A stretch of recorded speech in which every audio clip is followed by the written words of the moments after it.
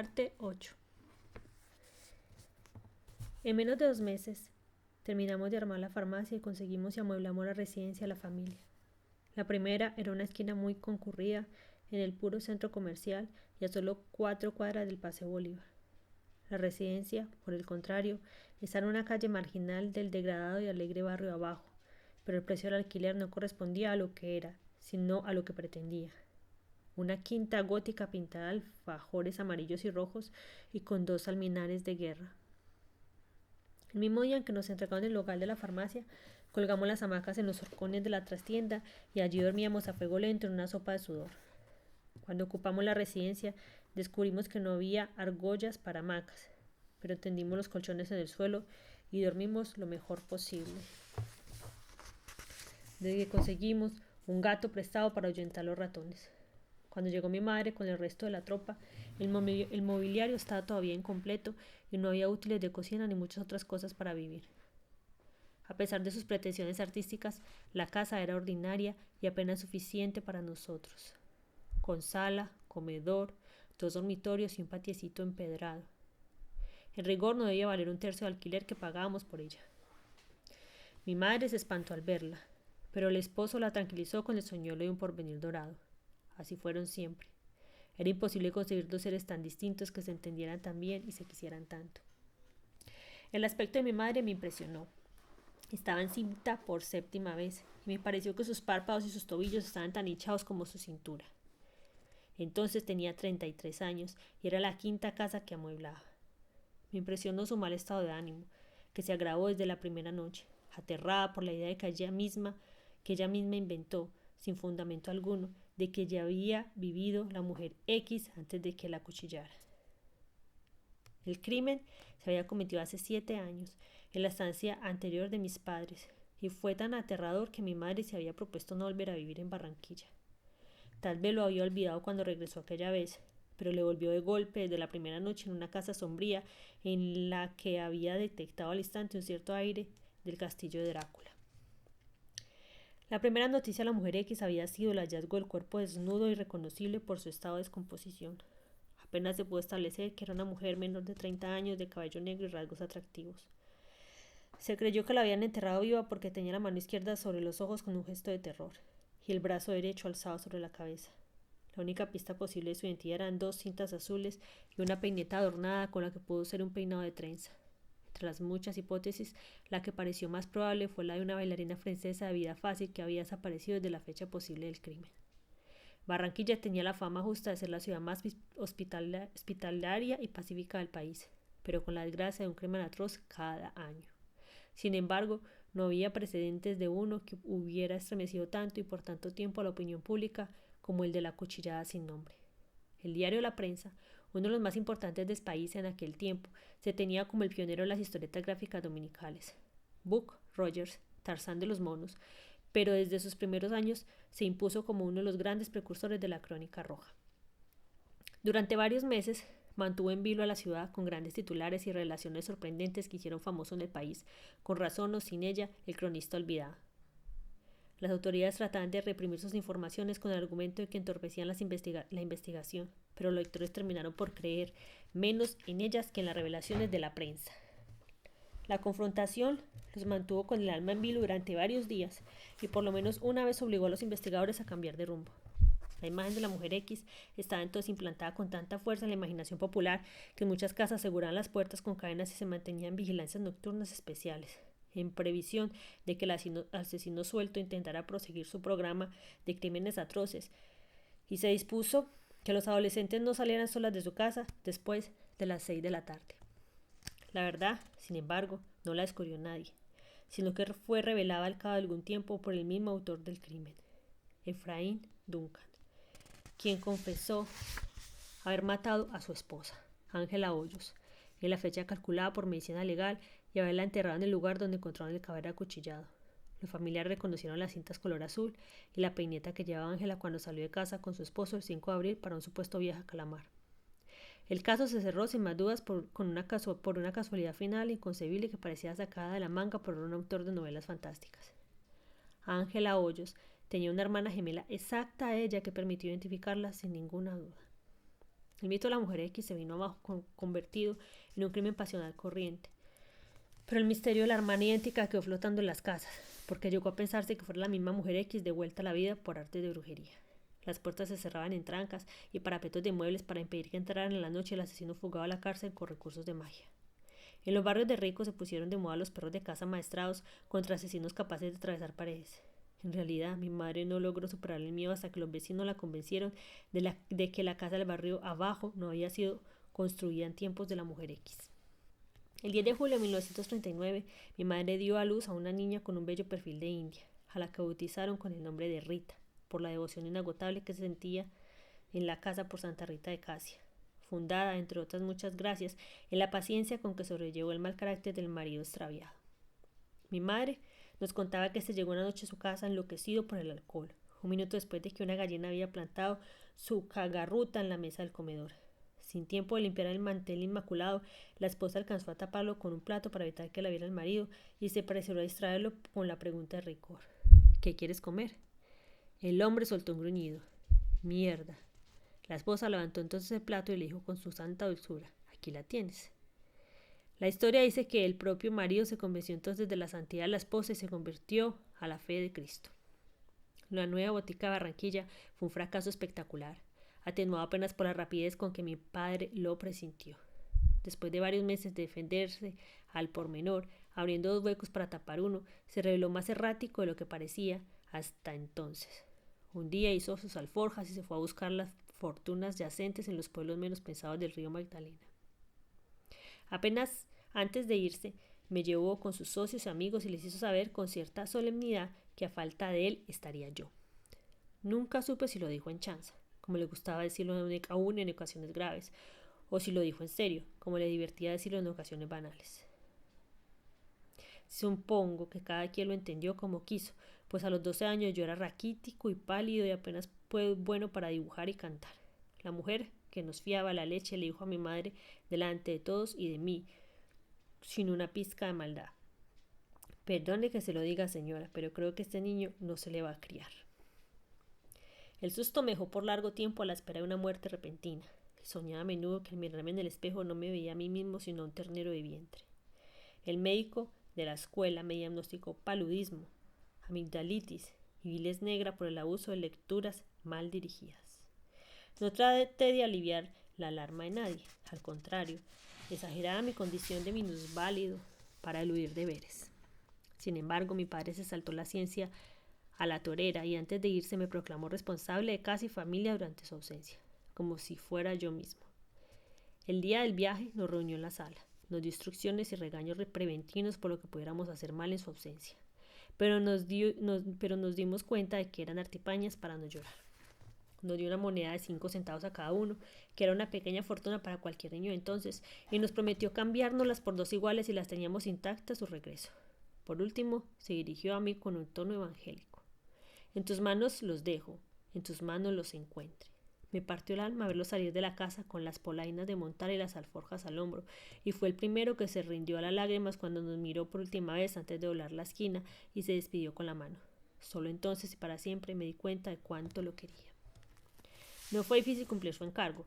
Mi madre empezaba a acostumbrarse a aquellas oleadas intempestivas e inciertas y las manejaba a disgusto, pero con una gran facilidad. La cocina y el orden de la casa hicieron necesarios que hasta los menores ayudaran en las tareas domésticas y lo hicieron bien. Por esa época tuve mi primer sentimiento de adulto cuando me di cuenta de que mis hermanos empezaron a tratarme como un tío. Nunca logré manejar la timidez. Cuando tuve que afrontar en carne viva la encomienda que nos dejó el padre errante, aprendí que la timidez es un fantasma invencible. Cada vez que te debía solicitar un crédito, aún de los acordados de antemano en tiendas de amigos, me oraba horas alrededor de la casa, reprimiendo las ganas de llorar y los apremios del vientre, hasta que me atrevía por fin con las mandíbulas tan apretadas que no me salía la voz. No faltaba algún tendero sin corazón que acababa de aturdirme. Niño pendejo, no se puede hablar con la boca cerrada. Más de una vez regresé a casa con las manos vacías y una excusa inventada por mí, pero nunca volví a ser tan desgraciado como la primera vez que quise hablar por teléfono en la tienda de la esquina.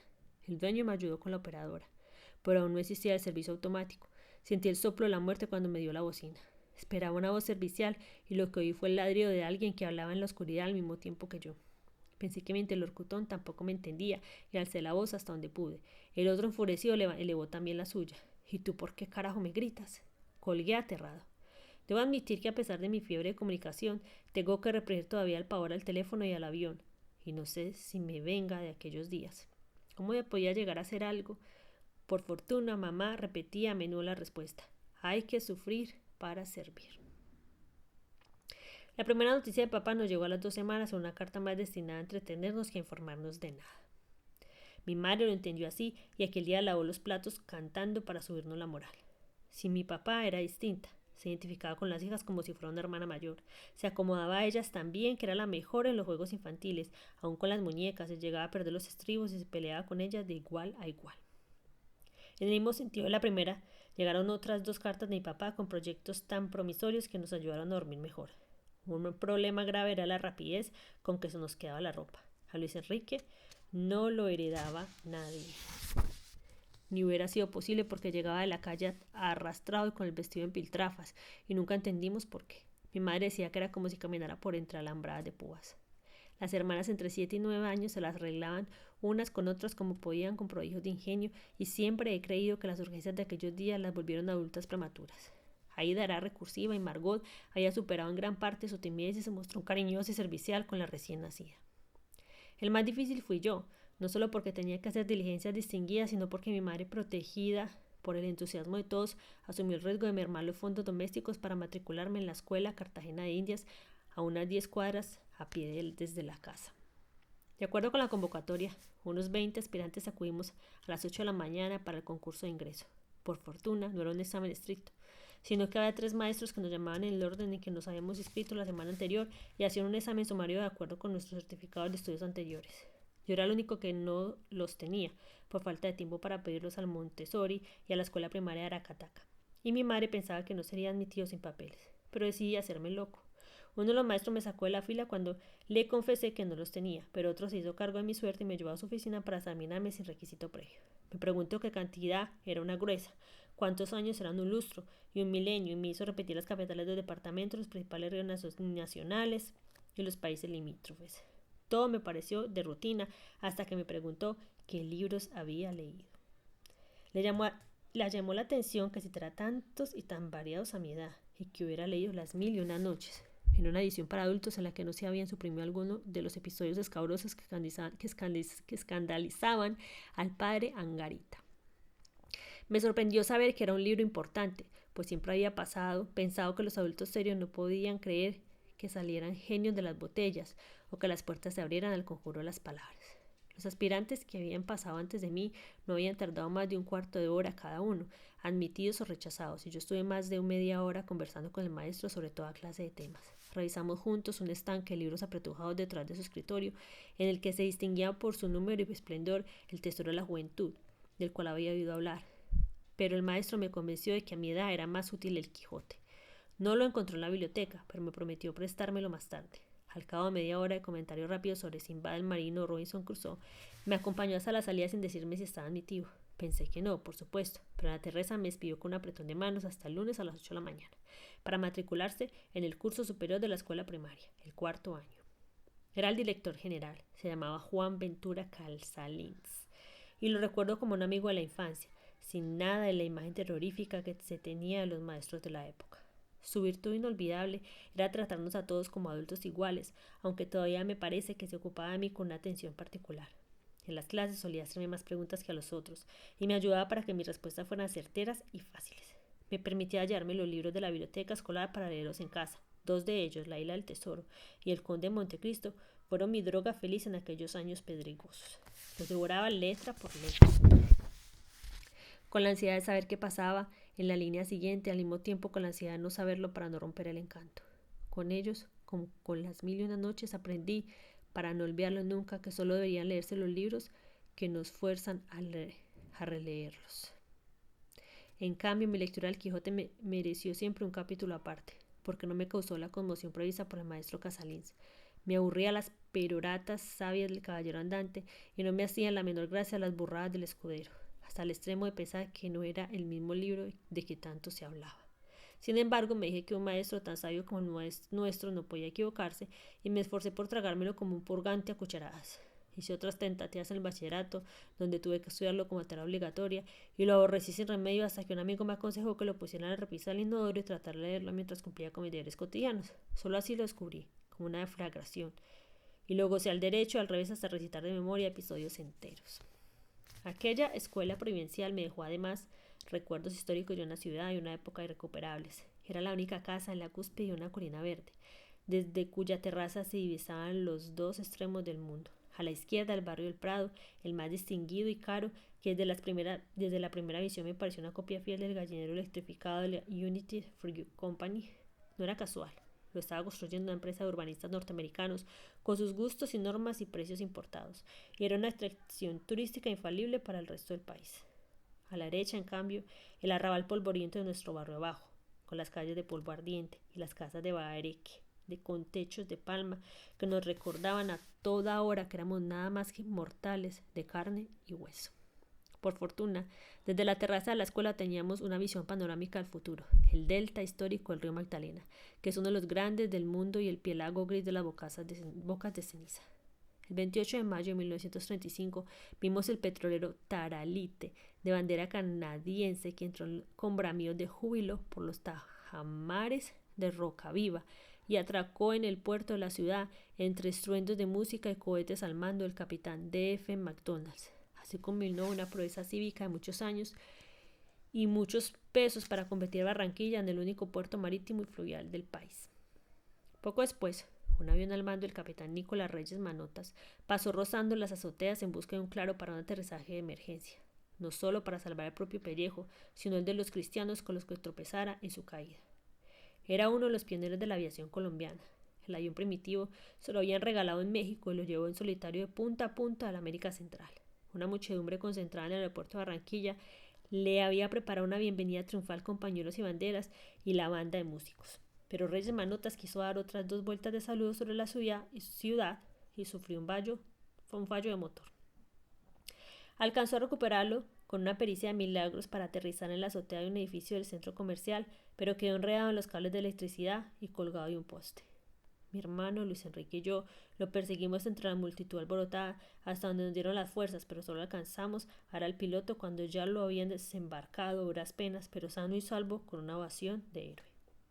La ciudad tuvo también la primera emisora de radio, un acueducto moderno que se convirtió en una atracción turística y pedagógica para mostrar el novedoso proceso de purificación de las aguas, y un cuerpo de bomberos cuyas sirenas y campanas eran una fiesta para niños y adultos desde que empezaban a oírse.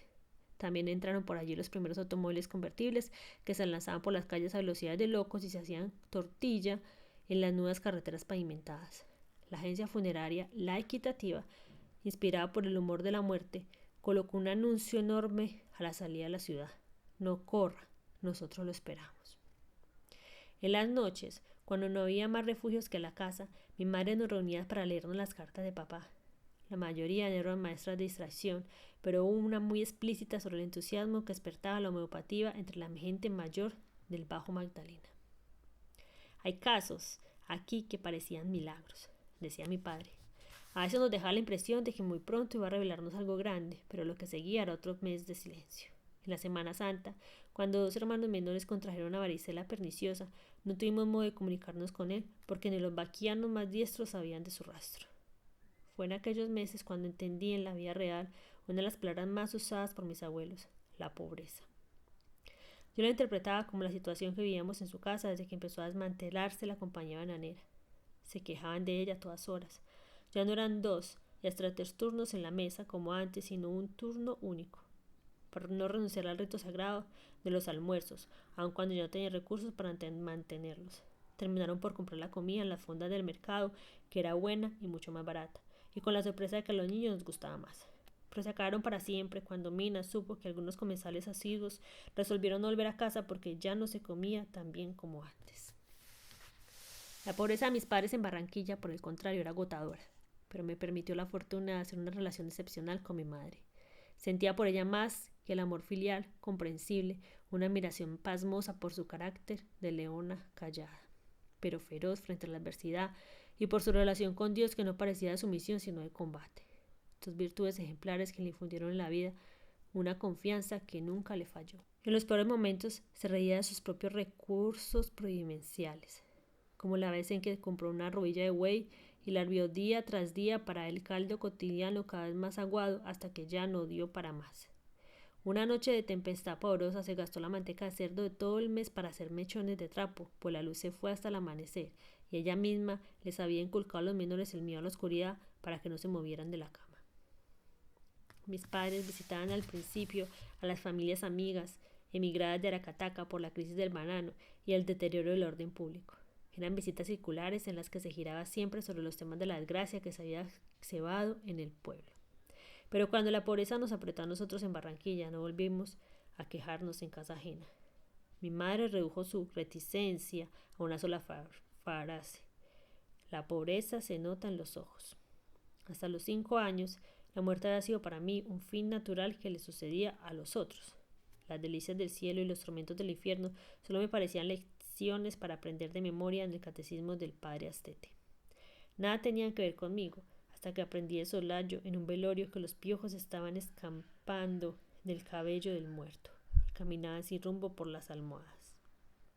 Lo que me inquietó desde entonces no fue el miedo de la muerte, sino la vergüenza de que también a mí se me escaparan los piojos a la vista de mis deudos en mi velorio. Sin embargo, en la escuela primaria de Barranquilla no me di cuenta de que estaba cundido de piojos hasta que ya había contagiado a toda la familia. Mi madre dio entonces una prueba más de su carácter, desinfectó a los hijos uno por uno con insecticidas de cucarachas, en limpiezas a fondo que bautizó con un nombre de gran estirpe, la policía. Lo malo fue que no bien estábamos limpios cuando ya empezamos a cundirnos de nuevo porque yo volví a contagiarme en la escuela. Entonces mi madre decidió cortar por lo sano y me obligó a pelarme a coco. Fue un acto heroico, aparecer el lunes en la escuela con un gorro de trapo, pero sobreviví con honor a las bolas de mis compañeros y coroné el año final con las calificaciones más altas. No volví a ver nunca al maestro Casalins, pero me quedó la gratitud eterna. Un amigo de mi papá, a quien nunca conocimos, me consiguió un empleo de vacaciones en una imprenta cercana a la casa. El sueldo era muy poco, más que nada, y mi único estímulo fue la idea de aprender el oficio. Sin embargo, no me quedaba un minuto para ver la imprenta, porque el trabajo consistía en ordenar láminas litografiadas para que las encuadernara en otra sección. Un consuelo fue que mi madre me autorizó para que comprara con mi sueldo el suplemento dominical de la prensa, que tenía las tiras cómicas de Tarzán, de Buck Rogers, que se llamaba Rogelio el Conquistador, y la de Mutt and Jeff, que se llamaban Benitín y Eneas. En el ocio de los domingos aprendí a dibujarlos de memoria y continuaba por mi cuenta los episodios de la semana. Logré entusiasmar con ellos a algunos adultos de la cuadra y llegué a venderlos hasta por 2 centavos. El empleo era fatigante y estéril, por mucho que me esmerara los informes de mis superiores, me acusaban de falta de entusiasmo en el trabajo. Debió ser por consideración a mi familia que me revelaron de la rutina del taller y me nombraron repartidor callejero de láminas de propaganda de un jarabe para la tos recomendado por los más famosos artistas de cine.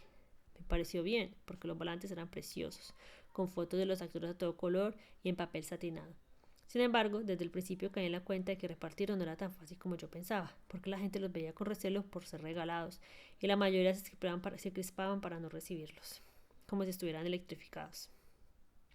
Los primeros días regresé al taller con los sobrantes para que me los completaran, hasta que me encontré con unos condiscípulos de Aracataca, cuya madre se escandalizó de verme en aquel oficio que le pareció de mendigos. Me regañó casi a gritos por andar en la calle con unas sandalias de trapo que mi madre me había comprado para no gastar los botines de pontificial. Dile a Luisa Márquez, me dijo, que piensen en lo que dirían sus padres si vieran a su nieto preferido repartiendo propaganda para tísicos en el mercado. No transmití el mensaje para ahorrarles gustos a mi madre, pero lloré de rabia y de vergüenza en mi almohada durante varias noches.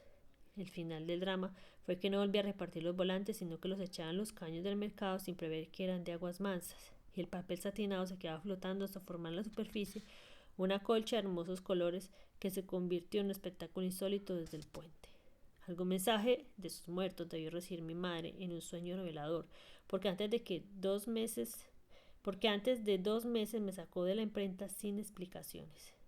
Yo me oponía por no perder la edición dominical de la prensa que recibíamos en familia como una bendición del cielo, pero mi madre la siguió comprando, aunque tuviera que echar una papa menos en la sopa.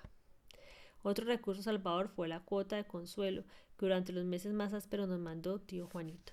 Seguía viviendo en Santa Marta con sus escasas ganancias de contador juramentado y se impuso el deber de mandarnos una carta cada semana con 2 billetes de a peso.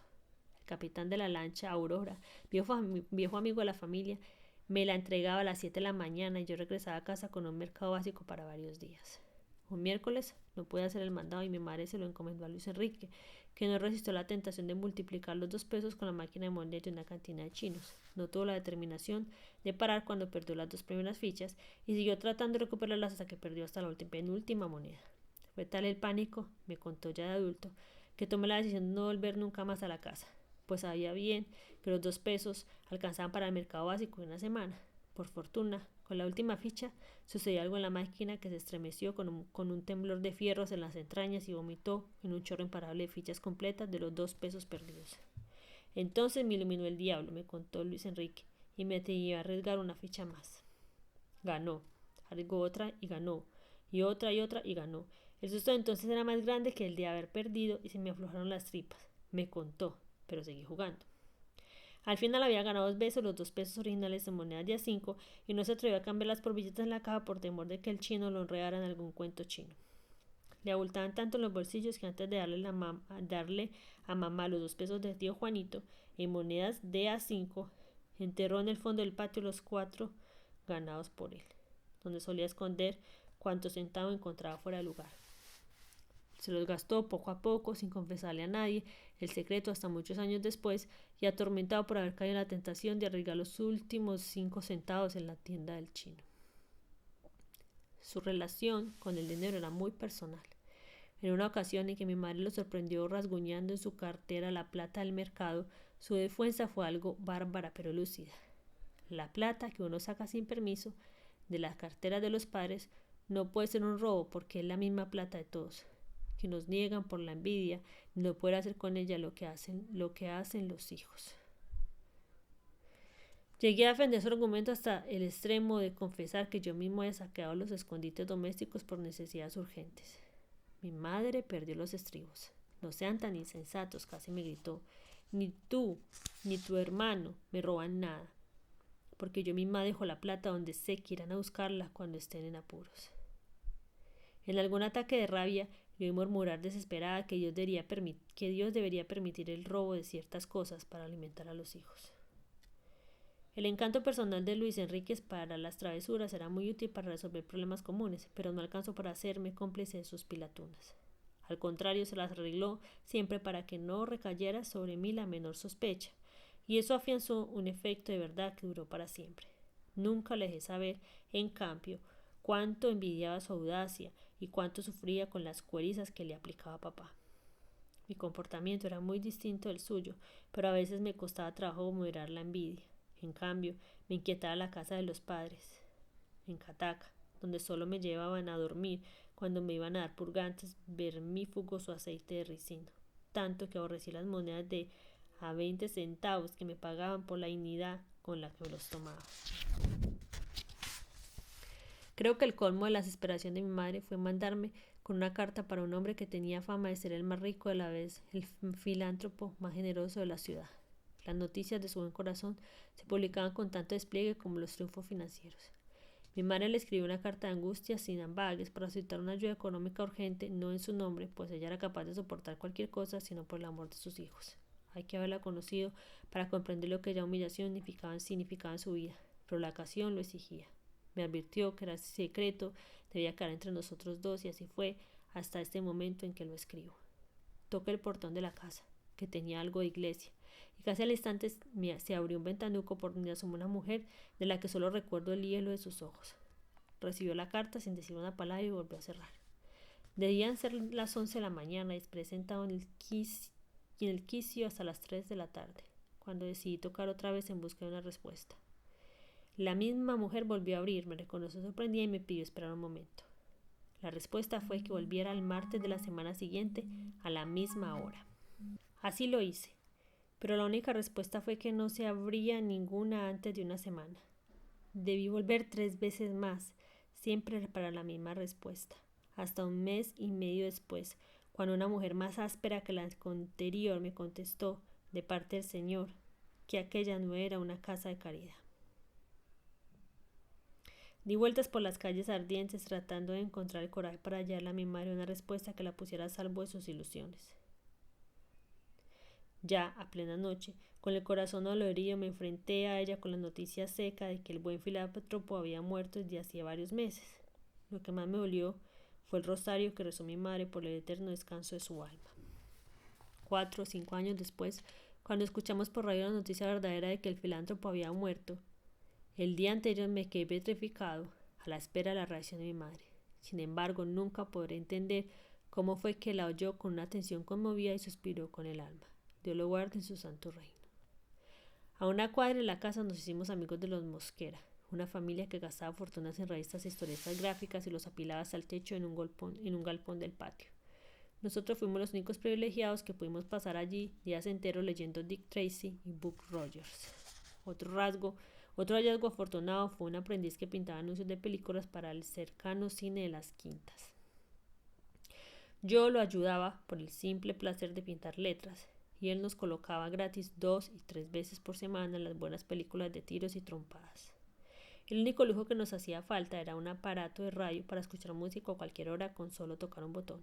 Hoy es difícil imaginarse qué escasos eran en las casas de los pobres. Luis Enrique y yo nos sentamos en una banca que tenían en la tienda de la esquina para tertulias de la clientela ociosa. Pasábamos tardes enteras escuchando los programas de música popular, que eran casi todos.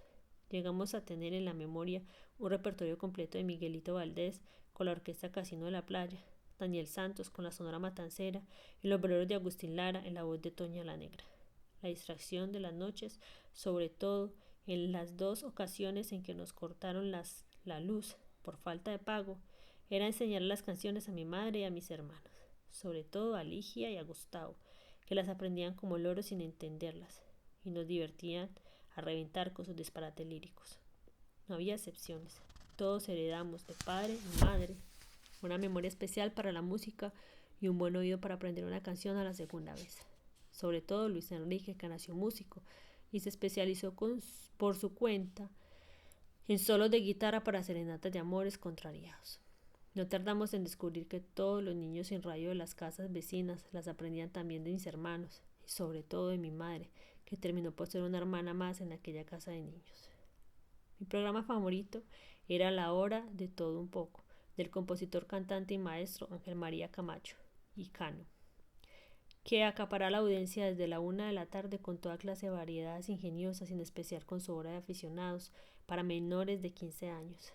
Bastaba con inscribirse en las oficinas de La Voz de la Patria y llegar al programa con media hora de anticipación. El maestro Camacho y Cano en persona acompañaba al piano y un asistente suyo cumplía con la sentencia inapelable de interrumpir la canción con una campana de iglesia cuando el aficionado cometía un ínfimo error. El premio para la canción mejor cantada era más de lo que podíamos soñar, 5 pesos. Pero mi madre fue explícita en que lo más importante era la gloria de cantarla bien en un programa de tanto prestigio. Hasta entonces me había identificado con el solo apellido de mi padre, García, y mis 2 nombres de pila, Gabriel José. Pero en aquella ocasión histórica mi madre me pidió que me inscribiera también con su apellido Márquez, para que nadie dudara de mi identidad. Fue un acontecimiento en casa. Me hicieron vestir de blanco como en la primera comunión y antes de salir me dieron una pócima de bromuro de potasio. Llegué a La Voz de la Patria con 2 horas de anticipación y el efecto del sedante me pasó de largo mientras esperaba en un parque cercano porque no permitían entrar en los estudios hasta un cuarto de hora antes del programa. Cada minuto sentía crecer dentro de mí las arañas del terror y por fin entré con el corazón desbocado. Tuve que hacer un esfuerzo supremo para no regresar a casa con el cuento de que no me habían dejado concursar por cualquier pretexto. El maestro me hizo una prueba rápida con el piano para establecer mi tono de voz. Antes llamaron a 7 por el orden de inscripción, les tocaron la campana a 3 por distintos tropezos y a mí me anunciaron con el nombre simple de Gabriel Márquez. Canté El Cisne, una canción sentimental sobre un cisne más blanco que un copo de nieve asesinado junto con su amante por un cazador desalmado. Desde los primeros compases me di cuenta de que el tono era muy alto para mí en algunas notas que no pasaron por el ensayo. y tuve un momento de pánico cuando el ayudante hizo un gesto de duda y se puso en guardia para agarrar la campana. No sé de dónde saqué valor para hacerle una seña enérgica de que no lo tocara, pero fue tarde. La campana sonó sin corazón. Los 5 pesos del premio, además de varios regalos de propaganda, fueron para una rubia muy bella que había masacrado un trozo de Madame Butterfly. Volví a casa abrumado por la derrota, y nunca logré consolar a mi madre de su desilusión.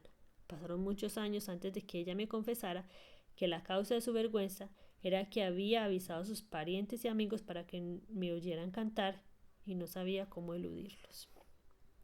En medio de aquel régimen de risas y lágrimas nunca falté a la escuela, aún en ayunas.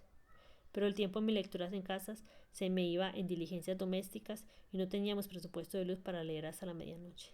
De todos modos me desembrollaba. En el camino de la escuela había varios talleres de autobuses de pasajeros y en uno de ellos me demoraba horas viendo cómo pintaban en los flancos los letreros de las rutas y los destinos. Un día le pedí al pintor que me dejara pintar unas letras para ver si era capaz. Sorprendido por mi aptitud natural, me permitió ayudarlo a veces por unos pesos sueltos que en algo ayudó al presupuesto familiar. Otra ilusión fue mi amistad casual con 3 hermanos García, hijos de un navegante del río Magdalena, que habían organizado un trío de música popular para animar por puro amor al arte las fiestas de los amigos. Completé con ellos el cuarteto García para concursar en la hora de aficionados de la emisora Atlántico. Ganamos desde el primer día con un estruendo de aplausos, pero no nos pagaron los 5 pesos del premio por una falta insalvable en la inscripción. Seguimos ensayando juntos por el resto del año y cantando de favor en fiestas familiares hasta que la vida acabó por dispersarnos. Nunca compartí la versión maligna de que la paciencia con que mi padre manejaba la pobreza tenía mucho de irresponsable. Al contrario, creo que eran pruebas homéricas de una complicidad que nunca falló entre él y su esposa y que les permitía mantener el aliento hasta el borde del precipicio.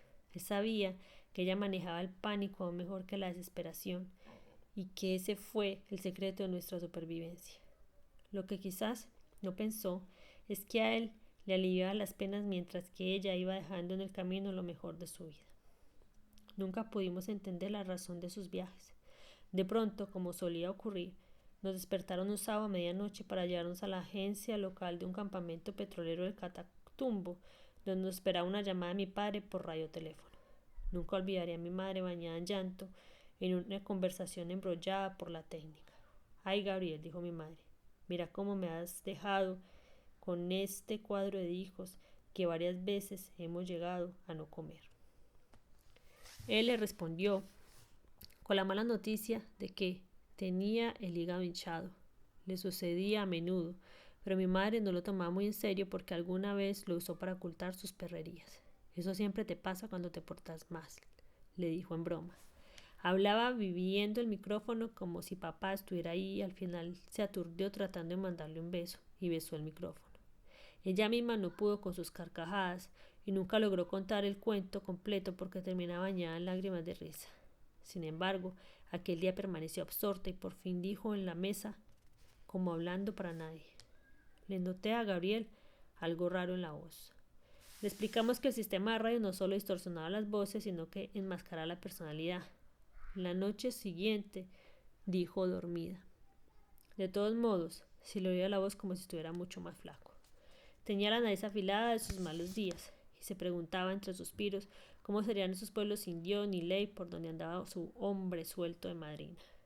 Sus motivos ocultos fueron más evidentes en una segunda conversación por radio, cuando le hizo prometer a mi padre que regresaría a casa de inmediato si no resolvía nada en 2 semanas. Sin embargo, antes del plazo recibimos desde los Altos de Rosario un telegrama dramático de una sola palabra, indeciso.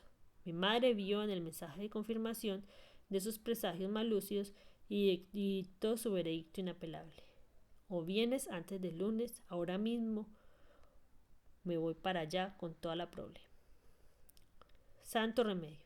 Mi padre conocía el poder de sus amenazas y antes de una semana estaba de regreso en Barranquilla. Nos impresionó su entrada vestido de cualquier modo, con la piel verdosa y sin afeitar, hasta el punto de que mi madre creyó que estaba enfermo. Pero fue una impresión momentánea, porque en 2 días rescató el proyecto juvenil de instalar una farmacia múltiple en la población de Sucre, un recodo idílico y próspero a una noche y un día de navegación desde Barranquilla.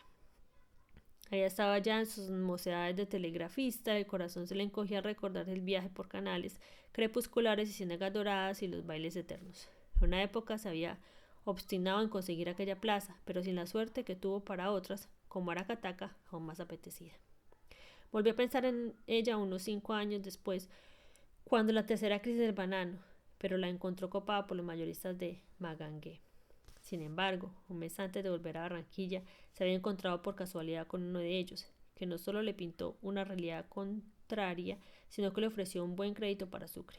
No lo aceptó, porque estaba a punto de conseguir el sueño dorado de los Altos del Rosario, pero cuando lo sorprendió la sentencia a la esposa, localizó al mayorista de Magangué, que todavía andaba perdido por los pueblos del río, y cerraron el trato.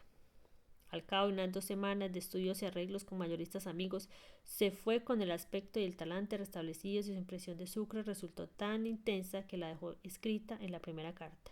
La realidad fue mejor que la nostalgia. Alquiló una casa de balcón en la plaza principal y ella allí recuperó las amistades de antaño que lo recibieron con las puertas abiertas. La familia debía vender lo que se pudiera, empacar el resto, que no era mucho, y llevárselo consigo en uno de los vapores que hacían el viaje regular del río Magdalena. En el mismo correo mandó un giro bien calculado para los gastos inmediatos y anunció otro para los gastos de viaje. No puedo imaginarme unas noticias más apetitosas para el carácter ilusorio de mi madre. Así que su contestación no solo fue bien pensada para sustentar el ánimo del esposo, sino para azucararle la noticia de que estaba encinta por 8ª vez.